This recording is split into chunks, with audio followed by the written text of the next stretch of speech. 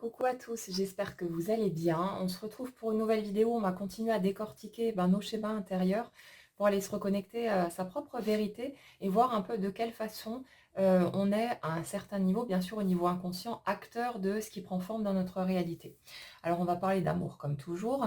Et pour la majorité des personnes qui ont l'habitude de m'écouter, on se place tous dans un schéma où on a souhaité, souvent depuis notre plus tendre enfance, vivre notre fameux grand amour, voilà, la belle relation, l'osmose parfaite, tout ce qu'on peut, vouloir coller là-dedans. Et le truc, c'est que, en grandissant, on s'est mis en quête de cette fameuse relation-là, de ce saint graal, et on a commencé à vivre des relations, à faire des expériences et puis, pour la majorité d'entre nous, on a vécu, des expériences qui ont été systématiquement décevantes ou pas à la hauteur de ce qu'on avait imaginé, projeté, hem et donc qui nous ont poussés à chercher encore, en nous disant: On n'a pas rencontré la bonne personne, donc on va continuer notre cheminement et puis un jour on va rencontrer, cet homme ou cette femme qui va nous permettre de nous dire: Ça y est, j'ai trouvé, la personne qu'il me faut». Arrivé à un certain stade, après avoir vécu toutes ces situations-là, on a commencé à être tellement saturé de souffrance, de déception, de lassitude, de tous ces trucs-là, qu'il y a quelque chose en nous qui a commencé à dire: «Plus jamais ça». Et à la fois, on continue à cultiver cet espoir de vivre ce grand amour, d'avoir cette relation exceptionnelle et unique. Et en même temps, il y a l'autre part de nous qui ne voulait plus prendre le moindre risque de faire une chute, de vivre un chagrin d'amour, une déception, de souffrir et tous ces trucs-là. Et c'est normal et humain. Mais le truc, c'est que notre réalité extérieure ne fait que projeter l'énergie qu'on porte, ce qui se passe à l'intérieur de nous. Et ce sont toujours les souhaits les plus lourds dans la balance qui vont se matérialiser, au moment des faits. Et le truc, c'est que à un moment donné, pour la majorité d'entre nous, on a fait une rencontre,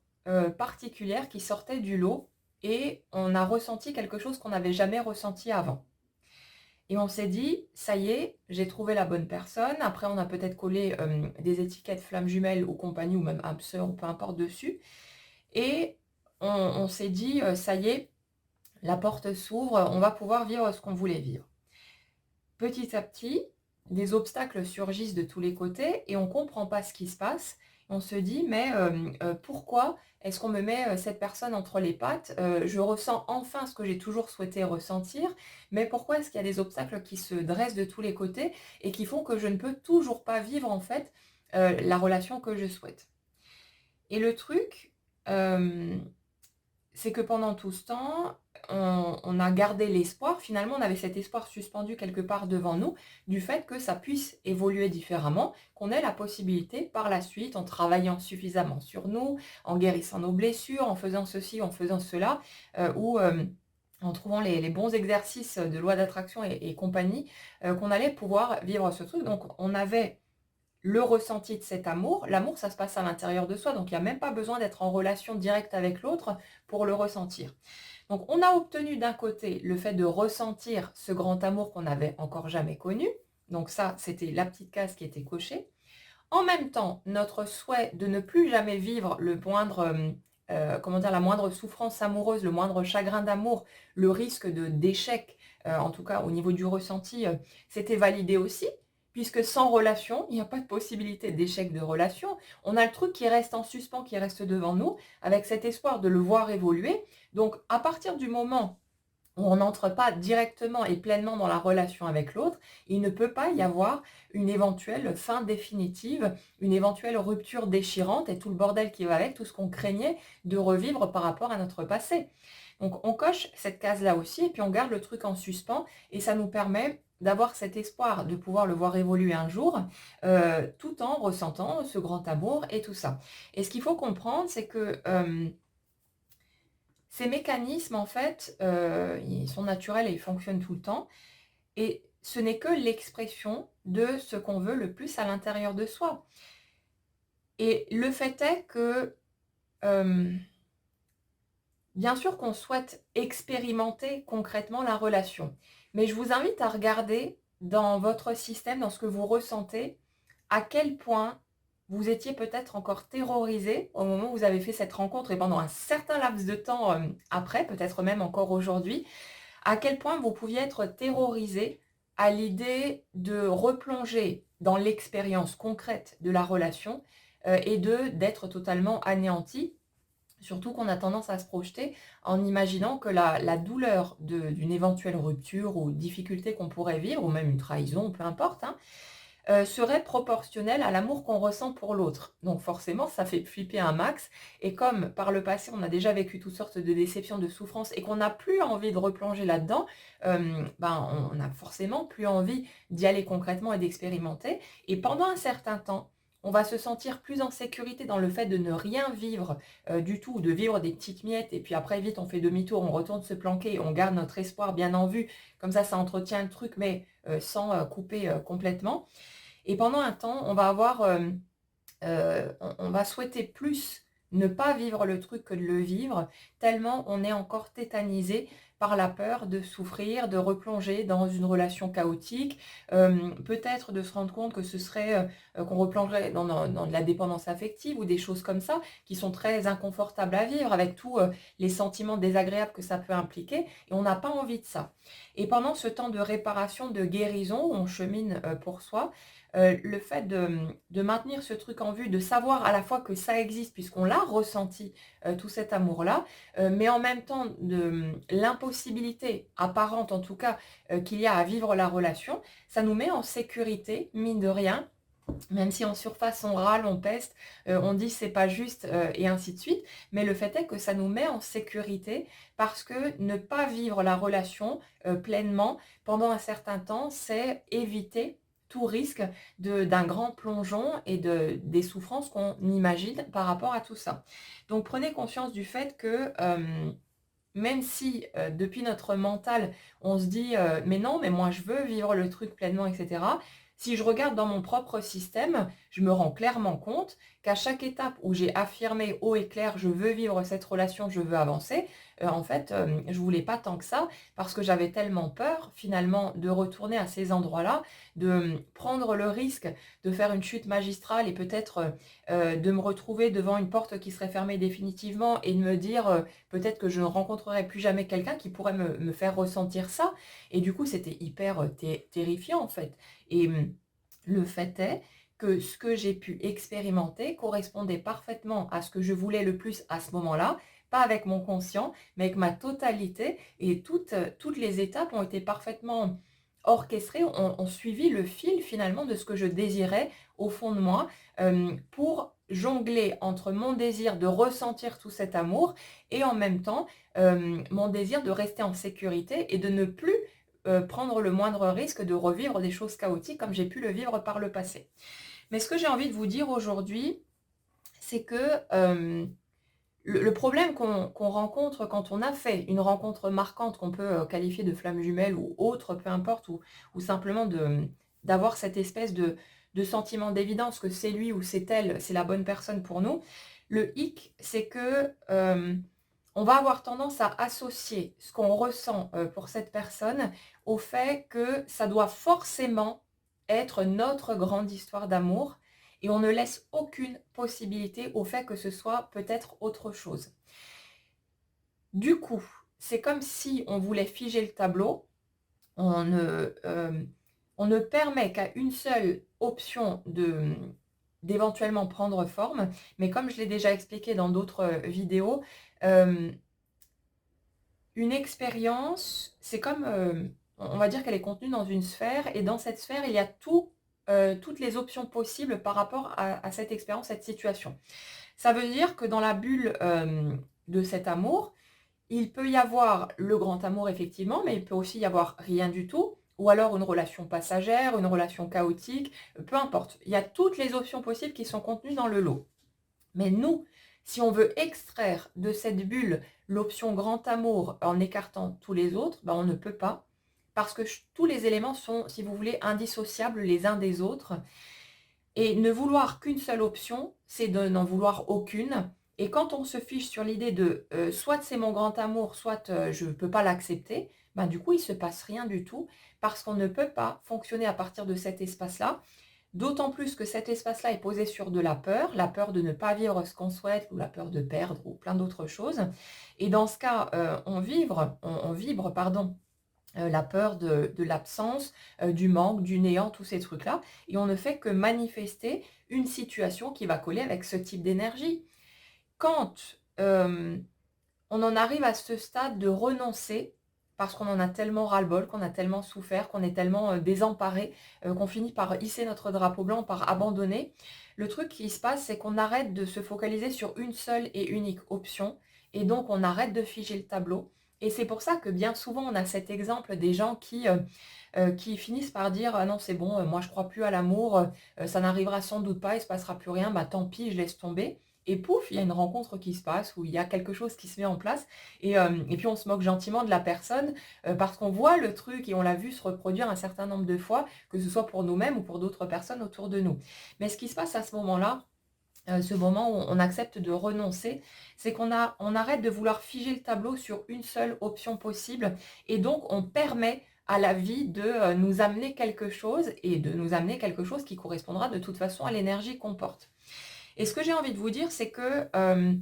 la difficulté qu'on rencontre quand on est dans ce type de schéma, quand on a toujours souhaité vivre la belle et grande histoire et qu'on fait une rencontre qui, à première vue, match, en tout cas au niveau de nos émotions, avec ce qu'on avait envisagé de ce côté-là, le souci, c'est que on veut figer le truc et on ne peut accepter qu'une seule place possible pour la personne qu'on a rencontrée. Et là, forcément, quand on veut figer le truc, bah, comme dit, on empêche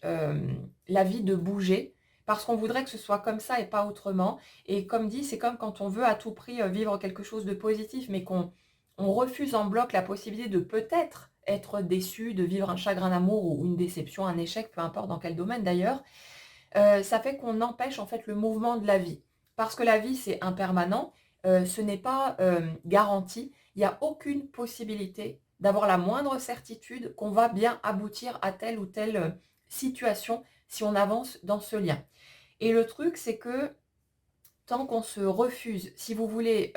la possibilité de peut-être être déçu par cette relation, par cette personne, bah, on empêche tout mouvement en fait. Et on va rester avec le truc en suspens devant nous, avec cet espoir, et puis on va osciller entre moments d'espoir, de désespoir, tous ces trucs-là. Mais on va empêcher le truc de bouger, ça va être mis dans une bulle comme figé. Et tant qu'on n'accepte pas la possibilité de peut-être vivre ce qu'on pourrait qualifier de nouvel échec, on ne vivra rien du tout et ça va rester comme ça en suspens et puis on va voir des obstacles émerger qui vont nous faire croire que ça vient de l'extérieur parce que pour nous c'est totalement insupportable d'accepter l'idée que c'est nous qui figeons le truc, qui avons trop peur, qui ceci, qui cela et on va donc voir des obstacles émerger. Et on va se dire: «Ah, c'est la vilaine tierce, c'est, les circonstances du moment, c'est le Covid, qui nous empêche de parce qu'il y a ci, parce qu'il y a ça, c'est les barrières, de culture ou de peu importe, tous les obstacles qu'on peut voir arriver et on va se dire: «Ça vient de l'extérieur, donc moi j'ai rien à voir là-dedans» et puis on continue de rester dans cet espoir qu'un jour peut-être les choses bougent. Donc on garde le truc devant nous, ça nous évite d'avoir à renoncer, d'avoir peut-être à vivre ce chagrin d'amour, cette déception qui nous fait si peur et du coup, il se passe rien et il y a vraiment une forme de logique là-dedans. Et ce que j'ai envie de vous dire, c'est que quand on fait cette rencontre, on a tendance, ben, tout naturellement, à la mettre dans la case grand amour et on se dit: «Ça y est, j'ai jamais ressenti quelque chose d'aussi fort, ça j'ai jamais, rencontré une osmose aussi, puissante avec qui que ce soit, donc c'est forcément, la personne que j'ai toujours attendue et qui va, me permettre de vivre ma belle et grande histoire, celle que j'ai toujours souhaitée». Mais le truc, c'est qu'on n'a aucune possibilité d'avoir la moindre garantie là-dessus et tant qu'on veut à tout prix coller cette personne dans cette case grand amour, ça bug aussi parce qu'on se met une pression de dingue sur les épaules et si je regarde chez moi, en entrant dans ce mécanisme-là, l'autre peur qui a pu émerger, c'est celle de me tromper, déjà au sujet de cette personne et de me dire: «Mais en fait, cette personne, je la connais pas tant que ça. Donc qu'est-ce que j'en sais que cette relation pourrait vraiment me convenir à ce point ou pourrait, me permettre de ressentir dans l'expérience concrète d'une vie commune ou peu importe, ce que je pense que je pourrais ressentir par rapport à ce qui était perçu avant. Donc si vous voulez, on se met d'entrée de jeu en plaçant la barre tellement haute,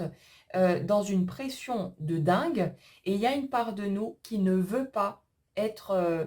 prisonnière de tout ça, qui ne veut pas, se figer, qui ne veut pas s'enfermer là-dedans. Il y a une part de nous qui a besoin de rester libre, c'est-à-dire d'avoir à tout moment cette conscience d'avoir le choix de continuer à avancer dans cette direction ou bien de peut-être en sortir, se rendre compte que, bah, non, ça colle pas, machin et tout. Mais quand d'entrée de jeu, on se dit: «J'ai rencontré cette personne, je ressens tout ce que je ressens», ça doit être à tout prix mon grand amour, ma grande histoire. Déjà, on s'imagine que, hop, la relation, comment dire? Va s'établir et puis ça va être tout beau, tout rose, machin et tout. Donc là, on chute déjà de 15 étages parce qu'on se rend compte qu'en fait, il y a plein de difficultés, qu'on ne parle pas forcément le même langage, qu'on, n'a pas la même perception du monde, tous ces trucs-là, tout ce qui nous oppose finalement et qui fait que, on voit des obstacles se dresser de tous les côtés et on comprend pas et on se dit: «Non, ben, allez, on va s'ajuster, on va aller vers l'acceptation de soi, comme ça on acceptera mieux l'autre, on va cheminer sur, nos blessures, travailler sur nos peurs», tous ces trucs-là. Comme ça, on va pouvoir apaiser le tableau et finir, par pacifier tout ça, par pouvoir vivre cette relation. Mais, contrairement aux relations qu'on a pu vivre jusque-là, on se laisse aucune marge de manœuvre en fait et ça met une pression de dingue et si je regarde dans mon système, j'ai clairement pas envie, d'entrer dans une relation avec cet impératif, que cette relation doit à tout prix, fonctionner, être mon grand amour, machin et tout. Parce que du coup, je me laisse plus aucune marge de manœuvre et c'est terriblement stressant, c'est terriblement oppressant et je vois clairement la part de moi qui n'a aucune envie d'y aller dans ces conditions-là. Donc ce que j'ai envie de vous dire là-dessus, c'est que, Hem, même si on est face à quelqu'un pour qui on ressent quelque chose qu'on n'a jamais ressenti avant et qui, d'emblée, quel que soit l'état de la relation ou ce qui a été vécu, bah, est la personne, la plus importante, la plus marquante de celle qu'on a pu rencontrer, on a besoin d'accepter, d'explorer, si vous voulez, la relation et d'ouvrir la porte à toutes les possibilités. Peut-être que l'autre est l'homme de ma vie, peut-être que ce sera plus personne du tout, peut-être que ce sera, une relation qui va être éphémère ou qui va même être chaotique, qui va me replonger dans des états de dépendance affective, je ne peux pas le savoir. Ça peut être tout comme ça peut être rien ou n'importe quoi entre les 2 extrémités. Mais tant que je fige le truc à vouloir à tout prix que cette personne soit cette personne qui va, avec laquelle je vais, finir ma vie ou ce genre de truc, je verrouille tout. J'empêche quoi que ce soit de se produire, parce que je veux à tout prix que ce soit comme ça et pas autrement. Alors que je ne suis même pas allée suffisamment, explorer le lien pour savoir si je me sentirais heureuse dans un quotidien avec cette personne-là. On a, pour la plupart d'entre nous, et souvent la relation n'a même pas été concrétisée, et on est en train de se projeter dans le fait que l'autre doit à tout prix correspondre à ceci ou cela, alors qu'on n'a pas fait l'expérience, de la relation ou une expérience suffisante en tout cas, pour savoir de quoi il retourne, voir si on peut vraiment s'entendre, si on peut vraiment se sentir en parfaite osmose en étant en couple avec l'autre. Parce qu'on sait tous que, on n'est pas nécessairement, pareil dans une relation avec un ami ou avec un proche, que quand on vit au quotidien avec quelqu'un, c'est pas la même dimension, c'est pas le même ressenti. Donc qu'est-ce qu'on en sait nous, de là où on regarde, de comment on pourrait ressentir les choses? Est-ce que ça pourrait nous convenir ou pas? On n'en sait rien du tout. Mais si dès le départ on dit, en gros qu'il faut que ça nous convienne à tout prix, qu'on n'a pas le choix, qu'on ne se laisse pas le choix de peut-être ressentir autre chose et se rendre compte par soi-même qu'en fait l'autre personne elle nous convient pas tant que ça, on cherche à s'enfermer soi-même dans une prison par anticipation et personne d'entre nous n'a envie d'y aller dans ces conditions-là. Et c'est pour ça que souvent dans les types de liens qui sont identifiés comme, flammes jumelles, hem, il y a cette bascule qui se fait à un moment donné quand, l'âme éveillée, la première renonce, finit par renoncer, par en avoir tellement marre, par se choisir. Ce qui se passe en fait au niveau énergétique, c'est que cette personne accepte le fait que peut-être l'autre ne sera rien du tout, que peut-être l'autre va sortir de sa vie définitivement et que, voilà, elle va nager face au vide et à l'inconnu. Et au lieu de rester figée sur le truc, il faut à tout prix que cette personne soit mon grand amour, que ça fonctionne, que ça marche et cetera, ce qui met une pression de dingue sur nos propres épaules et sur celle de l'autre au passage, on accepte d'ouvrir la porte à toutes les possibilités et là, on accepte donc le mouvement de la vie. Si vous voulez qu'une seule possibilité, vous refusez le moindre mouvement et il n'y a plus rien qui bouge parce que l'ensemble des possibilités est contenu dans chaque expérience et de vouloir en extraire une seule pour écarter ce qui pourrait être négatif, douloureux, décevant, ça ne peut pas fonctionner, ça fige l'ensemble du tableau et du coup, il ne se passe plus rien. Et c'est normal qu'on se retrouve dans des situations qui sont bloquées, où il y a des obstacles qui surgissent de tous les côtés. Parce que comme dit, on ne peut pas accepter que ça parte de nous, on n'arrive pas à se mettre au clair, en tout cas pendant un certain temps, avec cette vérité intérieure qui est que nous, on a terriblement peur d'y aller, ou qu'on ne souhaite peut-être pas vivre les choses dans ces conditions-là. Mais c'est normal, après avoir vécu un certain nombre de déceptions, d'avoir envie que les choses se posent, de pouvoir, que ce soit enfin simple, fluide, naturel et tous ces trucs-là. Et le fait est que quand on a vécu toutes ces expériences, ben, on a appris aussi tout un tas de choses. On a vu ce qui marche, ce qui ne marche pas. On a peut-être arrêté de se battre, on a arrêté de vouloir, comment dire? De réagir en fonction de nos peurs à tout va, tout ce qui a pu provoquer des crises par le passé, tous ces trucs-là. Donc on a appris tout un tas de choses. Mais,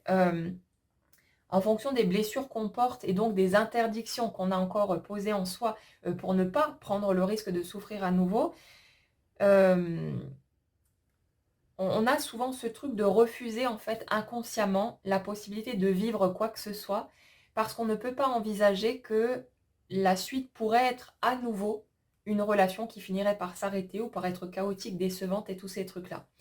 Et c'est ça le problème, c'est pour ça que ça coince. C'est parce que en voulant à tout prix que ça fonctionne et que la prochaine fois soit la bonne, en fait on fiche tout le tableau et on refuse la possibilité d'expérimenter. Et le truc, c'est que pour qu'éventuellement une relation, prenne cette allure-là, d'être la bonne relation pour nous, celle qu'on a toujours attendue, ce qui cadrerait avec nos souhaits, ben, on a besoin d'y plonger. On a besoin d'aller expérimenter le truc. On a besoin de laisser la relation se déployer. Mais ce qui se passe, c'est qu'on ne pourra pas avoir la moindre garantie. Quand on démarre une relation, on ne peut pas savoir sur quoi elle va déboucher. Et quelle que soit l'intensité de ce qu'on peut ressentir pour la personne en face, on n'a aucune garantie que cette relation va forcément fonctionner. Et on peut avoir la plus belle complicité du monde avec l'autre et très bien s'entendre, avoir des mécanismes identiques ou ce genre de choses qui font que naturellement on se comprend bien. C'est pas pour autant qu'on peut être sûr que ça va, le faire et que ça le ferait dans une vie commune ou dans quelque chose de plus poussé. On peut pas savoir. Pour savoir, il faut expérimenter. Et le truc, c'est que, bien que bon nombre de personnes parmi nous disent: «Mais moi je veux expérimenter, je veux y aller, je veux aller vérifier si ça marche ou pas», souvent, quand il se passe rien, en fait, si on gratte un peu au niveau de l'énergie, on se rend compte qu'en arrière-plan, il y a encore, une grande peur d'aller explorer, d'aller expérimenter la relation et de se rendre compte que, ben, c'est pas la bonne personne finalement, c'est pas celle, que je souhaite avoir à mes côtés, que c'est pas, le genre de lien qui pourrait me convenir, vécu quotidiennement ou tout un tas de choses qui feraient dégringoler notre grand rêve d'avoir enfin trouvé, le prince charmant ou la princesse parfaite. Il y a vraiment ce truc-là derrière. Systématiquement, quand vous vous retrouvez dans des situations figées, c'est qu'il y a une part de vous qui ne veut pas ou ne veut pas encore y aller parce qu'elle a très peur de ce que ça pourrait donner et d'un résultat qui pourrait être décevant ou qui pourrait la replacer face au vide et à l'inconnu en se rendant compte que cette personne que j'ai cru être mon grand amour et qui est sans doute la personne qui a le plus compté pour moi jusque-là, euh, n'est finalement pas la personne que je souhaite avoir à mes côtés. Et du coup, ben, qu'est-ce qui se passe? J'ai plus rien devant moi et ça fait très peur. Et le fait de refuser inconsciemment cette option-là, ben, ça fait qu'on reste coincé dans des situations qui tournent en rond et qu'on ne comprend pas, qu'on a beau travailler sur nous, regarder nos peurs, aller rencontrer toutes ces parts de nous et suivre toutes les étapes comme de très bons élèves, et il ne se passe toujours rien. Mais pourquoi? C'est parce qu'il y a une part de nous qui n'est pas prêt à lâcher la possibilité que tout soit parfait, que tout tienne la route, que tout aille forcément dans le bon sens ou que l'autre veuille forcément la même chose que nous. Donc si vous voulez, à un moment donné, mais ça se fait naturellement, hein, à force de déception, de lassitude, c'est pas un processus mental, c'est quelque chose qui va s'installer, progressivement, et les circonstances de la vie et la lassitude, la souffrance vont nous y aider de toute façon. Mais à un moment donné, il y a cette bascule qui se fait, on se dit: «OK, hem, jusque-là, c'est vrai que j'ai souhaité de tout mon cœur éviter une nouvelle possibilité de souffrance. J'avais trop peur de replonger, de pas m'en relever cette fois, tous ces trucs-là. Mais je ne peux plus, accepter de mettre ma vie entre parenthèses et d'arrêter de vivre quelque part, de mettre ma vie en suspens par peur, de plonger à nouveau et de peut-être un jour vivre à nouveau une déception, quelque chose de dramatique. Et c'est ça le truc. La question qui se pose à un moment donné, mais c'est pas nécessairement quelque chose qui vient à l'étage du mental, ça peut se faire aussi en dessous et ça se fera naturellement pour chacun de toute façon. Mais la question qui se pose à un moment donné, c'est est-ce que je veux continuer à me mettre illusoirement en sécurité, puisqu'on sait tous que c'est une illusion vu qu'on souffre déjà et qu'on a morflé notre race tout en ne vivant pas la relation pleinement. Est-ce que je veux continuer de mettre ma vie entre parenthèses et de garder cette illusion de sécurité, ou est-ce que je veux simplement faire l'expérience de la vie, quoi qu'il arrive, et en acceptant que peut-être je vais vivre rien du tout, ou alors seulement une aventure, ou seulement une relation éphémère qui sera peut-être chaotique, ou qui prendra peut-être même des allures toxiques, ou alors un truc qui sera chouette mais qui ne correspondra pas à ce que je veux vraiment, ou alors de vivre les choses en grand comme je l'ai toujours souhaité. Mais la seule possibilité pour nous, pour éventuellement aller par là et aboutir à ce qu'on pourrait qualifier de grand amour, c'est le fait d'accepter de ne pas savoir où on va, d'entrer avec un bandeau sur les yeux dans la relation et de se dire, bah ok, on va vivre le truc, on va expérimenter, on ne sait pas où ça nous mène, on ne sait pas ce qu'on pourrait ressentir ou ce qu'on pourrait vouloir encore dans 10 secondes ou dans 3 jours, mais on va le vivre et petit à petit, instant après instant, on va continuer de voir est-ce que ça me convient, est-ce que ça ne me convient pas, et de juste vivre le truc. Et dans les personnes autour de moi ou celles que j'ai pu observer qui vivent ce genre de relation qu'elles pourraient appeler grand amour, ce sont systématiquement des personnes qui ont accepté, consciemment ou non, de prendre le risque de se planter, qui ne se sont pas figées sur l'idée que ça doit fonctionner à tout prix, que ça doit à tout prix être leur belle et magnifique relation qui durera pour toujours. Ce sont des gens qui vivent tout simplement, qui explorent la vie, qui explorent leurs relations, qui s'ajustent au fur et à mesure, qui savent que ça pourrait s'arrêter 5 minutes après, ou 5 jours, ou 5 mois, peu importe, ou 5 ans, mais qui y vont malgré tout, qui arrêtent de vivre en fonction de leur peur, qui arrêtent de se limiter en fonction de cet impératif que ça doit marcher à tout prix, ça doit fonctionner à tout prix, et qui osent simplement plonger dans la vie en grand et se confronter à l'inconnu, au vide, au fait de ne pas savoir, au fait de ne pas avoir de garantie, d'avoir aucune sécurité. Et ce truc-là, je l'ai expérimenté de mon côté au niveau professionnel. Là, en février, ça fera 18 ans que je me suis lancée. Et le truc, c'est que de ce côté-là, j'ai toujours été en mode kamikaze, à juste suivre mes envies. J'avais aucun filet de sécurité, je ne savais pas du tout ce que ça allait donner, mais j'ai vécu tout un cheminement extraordinaire parce que ça a été en mouvement constant, ça a toujours évolué, ça a toujours pris différentes tournures selon les envies du moment. Mais ce que je remarque, c'est que j'ai vécu vraiment un parcours extrêmement gratifiant où à chaque instant, je n'ai fait que des choses que j'ai aimées, qui m'ont passionnée, où j'étais vraiment à fond dans mon truc. Et bien sûr, il y a eu des périodes de flottement où je me repositionnais, où je savais plus trop ce que je voulais. Et puis bon, la période de nuit noire de l'âme, hein, on perd tous nos points de repère. Mais chaque fois, ça a été une expérience qui a émergé à nouveau, quelque chose qui a bougé. Mais j'ai jamais cherché à trouver une sécurité là-dedans. Je n'ai jamais cherché à figer le tableau. J'ai laissé le tableau évoluer. J'ai suivi mes envies, ce que je ressentais. Et ça, c'est applicable partout, sauf que ça fout beaucoup plus la trouille de l'appliquer dans le cadre d'une relation, parce que forcément, voir une situation professionnelle échouer, ça peut être décevant, voilà, on peut être un peu triste ou ce genre de choses, mais c'est pas le même impact forcément quand c'est au niveau relationnel. Mais le mécanisme est le même quelque part. Et le truc pour nous, qui sommes dans cette situation a priori figée, c'est qu'en fait, il y a une part de nous qui, pendant tout ce temps, ne voulait pas prendre le risque d'accepter la possibilité que ça puisse ne pas évoluer comme on l'avait projeté. Et tant qu'on a dans notre ressenti ce sentiment d'impossibilité, de trucs inacceptables, que l'autre peut-être ne soit pas la personne avec qui on va faire la route, ou alors que ce soit juste une histoire temporaire ou quelque chose comme ça, tant qu'on est figé sur l'idée que ça doit à tout prix être la personne, l'homme ou la femme de ma vie, ça peut pas bouger, ça peut pas, parce qu'on refuse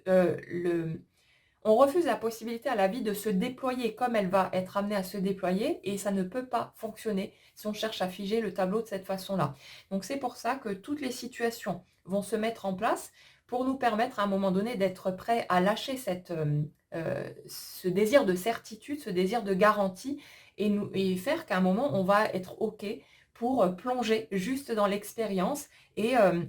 sans avoir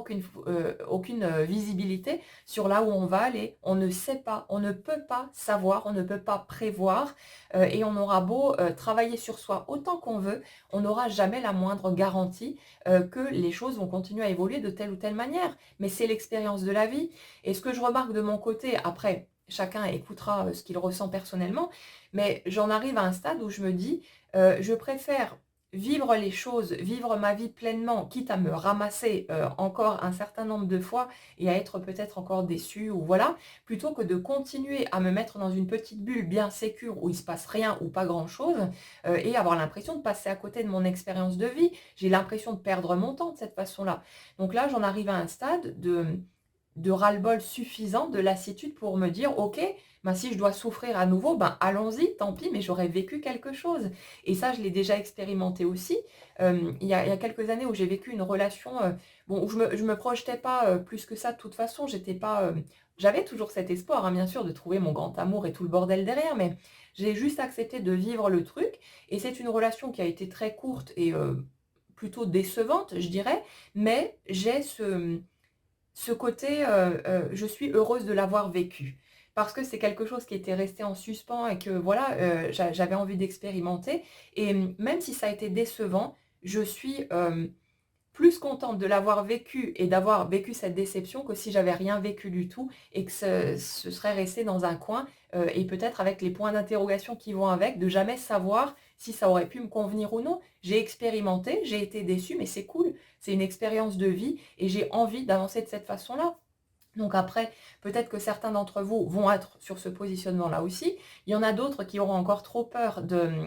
vivre une éventuelle déception, de se retrouver face au vide, à l'inconnu. Et dans ce cas, c'est pas grave. Laissez-vous le temps de digérer, mais la vie va de toute façon vous organiser les circonstances nécessaires en suivant votre alignement intérieur, hein. C'est toujours ajusté à nous pour vous permettre de faire ce chemin jusqu'à ce que vous vous sentiez prêt à plonger dans l'expérience. Et là, il se passera de nouveau des choses, mais on ne peut pas contrôler quoi que ce soit, on ne peut pas avoir la moindre garantie. Et pour ces personnes qu'on a dans le cœur, on ne peut pas savoir. Peut-être que ce sera l'homme ou la femme de notre vie, peut-être que ce sera plus rien du tout, peut-être que cette personne va disparaître de notre champ d'expérience et qu'on n'en entendra plus jamais parler, ou peut-être qu'il va se passer d'autres choses, mais que ce ne sera pas aussi joli qu'on aurait pu l'imaginer. Mais c'est pas grave, on aura vécu l'expérience, on aura